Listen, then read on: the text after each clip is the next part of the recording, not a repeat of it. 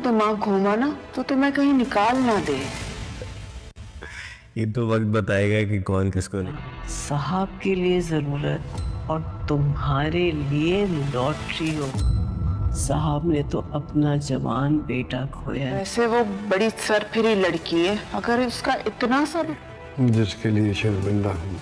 लगता है तुम्हारी बीवी बहुत हाई मेंटेनेंस।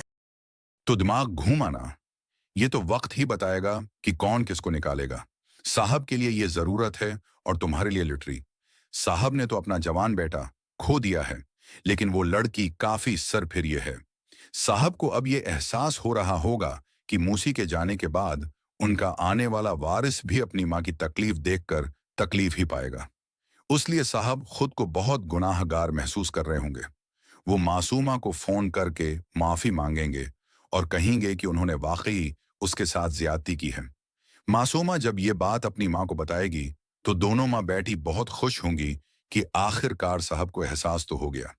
ये बच्चा साहब के लिए जरूरत है और मासूमा के लिए किसी लुटरी से कम नहीं, क्योंकि उसके जरिए वो साहब की सारी दौलत और जायदाद पर कब्जा कर सकती है। मासूमा इस वक्त हैरान रह जाएगी जब वो जोहैब को अपने ही आफस में काम करते हुए देखेगी। उसे लगेगा कि जोहैब को उसकी बीवी ने ही उस काम पर मजबूर किया है, क्योंकि अब उसे लगने लगा है कि जोहैब को भी पैसे की अहमियत समझ में आ रही है। लेकिन जोहैब उसकी ये गलत फहमी दूर करने का कोई इरादा नहीं रखता। मासूमा जैसे ही उठेगी उसे चक्कर आ जाएंगे और जोहैब उसे थाम लेगा। मासूमा उसे देखकर हैरान हो जाएगी। अब मासूमा अपनी जिंदगी को नए सिरे से शुरू करना चाहती है और उसके लिए वो जोहैब के कुंधे का सहारा लेने वाली है।